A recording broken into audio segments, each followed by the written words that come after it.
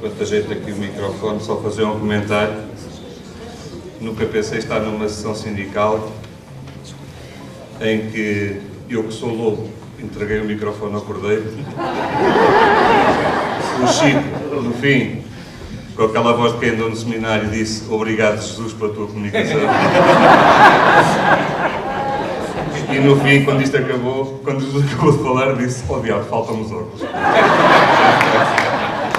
Isto é só uma... Agora uma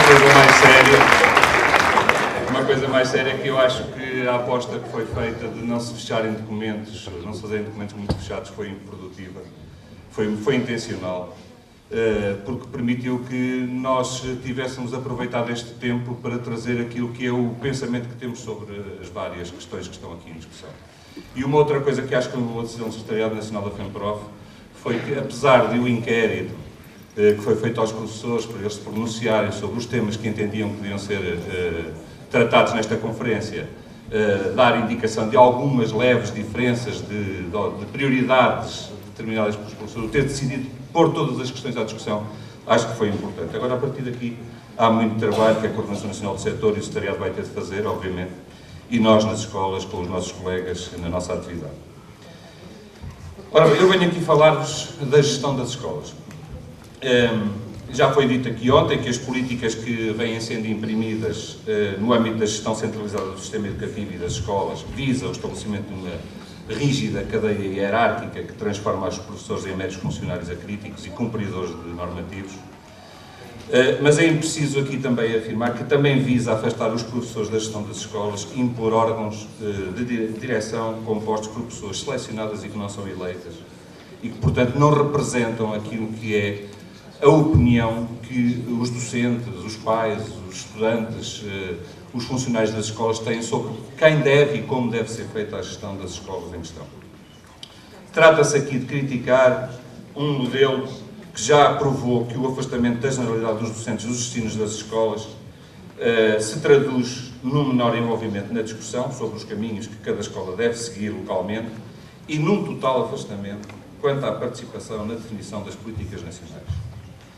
A mera participação em estruturas intermédias de gestão do processo educativo ou a delegação de competências em órgãos controlados remotamente pelos interesses políticos locais, no caso dos Conselhos Gerais, ou pelo aparelho central do Ministério da Educação, como acontece com as direções das escolas e agrupamentos, retirou capacidade de intervenção aos professores, impede o envolvimento nos processos de decisão e desmotiva qualquer professor de ter um papel decisivo contra a padronização dos métodos das aprendizagens e dos processos de ensino. O caso do primeiro ciclo do ensino básico é um caso paradigmático. A direita conseguiu reduzir a democraticidade da gestão das escolas do período pós-abril de 74, em que até a própria formação era gerida pelos professores através de uma extraordinária valorização da autoformação, na qual os centros de apoio pedagógico tinham um papel fundamental, até hoje à supressão da elegibilidade de todos os órgãos, a banalização dos espaços de reunião, o fim dos órgãos colegiais e a redução do papel central que as estruturas intermédias de gestão educativa poderiam ter na afirmação de uma identidade e interdependência própria de todos os docentes do primeiro ciclo no desenvolvimento educativo. Passou-se de uma perspectiva coletivista para uma lógica de promoção individualista e de construção solitária da profissão. O que era de todos é cada vez mais de cada um. Na verdade, ao primeiro ciclo e à educação pré-escolar, nunca se garantiu efetivamente o direito de participação plena, exceto nos poucos casos de horizontalização orgânica da gestão das escolas e dos jardins de infância. No entanto, mesmo quando tal aconteceu, a dependência do controle centralizado no Ministério da Educação apenas conferiu a estes dois setores a ilusão de que geriam com autonomia apenas pedagógica os seus estabelecimentos. Por outro lado, primeiro com a verticalização da gestão das escolas e depois com a transformação destas em mega-agrupamentos, o que era uma situação já profundamente negativa, agravou de uma forma tremenda o afastamento dos professores do primeiro ciclo, da direção pedagógica e da gestão administrativa dos estabelecimentos de ensino. Ou seja, hoje os professores do primeiro ciclo estão cada vez mais localizados na periferia das decisões, sendo-lhes reservado um papel de meros cumpridores de orientações, com pouca capacidade de influenciar as decisões, ao nível mais baixo da gestão do sistema educativo, os agrupamentos de escolas. O processo de fusão, agregação de escolas, aprofundou o isolamento, tornou mais rígidas as relações de trabalho, aprofundou a inversão de uma lógica de prevalência da gestão pedagógica sobre a gestão administrativa das escolas e dos seus recursos, isolou os problemas que os professores sentem no plano específico e dissolveu-os na panóplia de problemas que todas as escolas vivem. É, pois, necessário proceder a uma profunda mudança no modelo de gestão das escolas. A defesa de mais autonomia profissional e pedagógica ou de equipas educativas não tem qualquer sentido sem uma gestão democrática. Não se pense, no entanto, que a direita neoliberal chegou ao fim do seu projeto para a escola portuguesa. Para o neoliberalismo, a escola deve ser um veículo de seletividade social, a qual só poderá ser imprimida com o aumento do protecionismo ao setor privado e com a desvalorização da educação pública. Para isso, este Governo tem um plano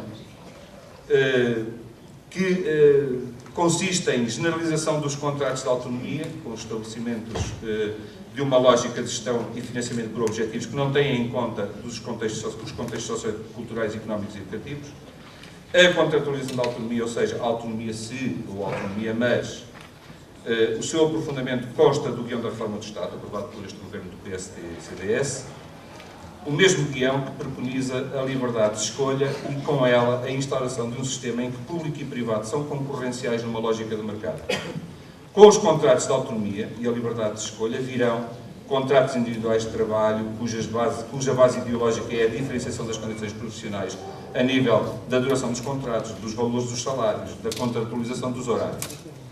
Só para referir alguns, que são muito importantes, como nós sabemos.